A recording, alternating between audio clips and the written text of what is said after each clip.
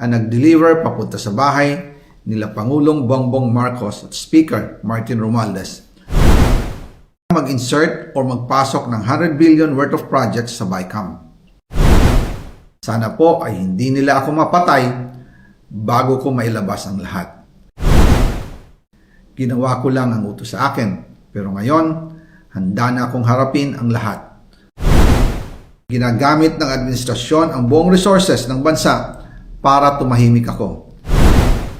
That he will shoot me if I will talk. Gagamitin ako bilang panakipbutas sa kanilang kampanya laban sa korupsyon. Hindi na ako mananahimik, ilalabas ko ang lahat ng katotohanan. May resibo, may ebidensya, at may pangalan. Kaya ngayon ay hinahamon ko si Ombudsman Remulla kung seryoso talaga siya sa mga sinasabi niya sa kanyang press release na idadamay niya pati si Martin Romualdez kung magbibigay ako ng ebidensya. Patunayan niya ngayon ang pronouncement niya. Imbestigahan niya ang fraternity Brad at ang kanyang kaibigan na si Speaker Martin Romualdez kung talagang tutupad siya sa tungkulin niya. Imbestigahan din niya si President Bongbong Marcos. Sabi nga ni BBM nung SONA, let's do it right at mahiya naman kayo, hindi po ba?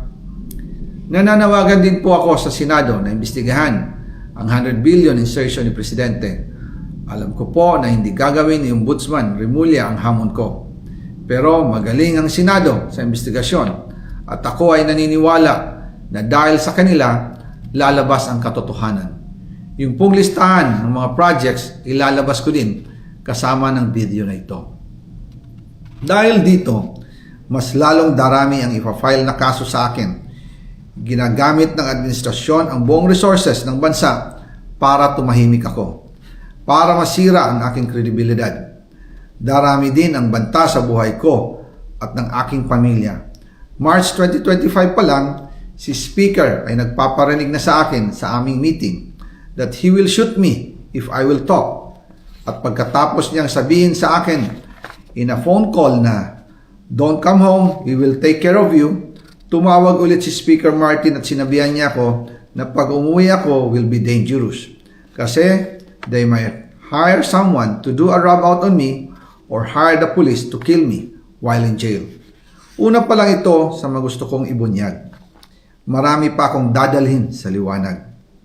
Isa na dito ay yung kay Henry Alcantara, ang DPWH boys, ang sinasabi nilang halaga sa ICI ay 21 billion. Hindi po totoo yan. Ang totoong numero ay 56 billion pesos at yung pong halaga na yan ay kay Pangulong Bongbong Marcos at Martin Romualdez na punta lahat. Ilalabas ko po ang buong detalye sa darating na mga araw. Kaunting pasensya pa po. Sana po ay hindi nila ako mapatay bago ko mailabas ang lahat. Sa inyong lahat sa Pilipinas, lalong-lalo na sa aking pamilya, taos-puso akong humihingi ng paumanhin. Ginawa ko lang ang utos sa akin, pero ngayon, handa na akong harapin ang lahat. Uulitin ko po, yung pong pera, wala pong napunta sa akin.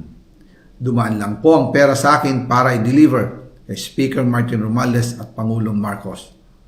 Salamat sa inyong pag-unawa.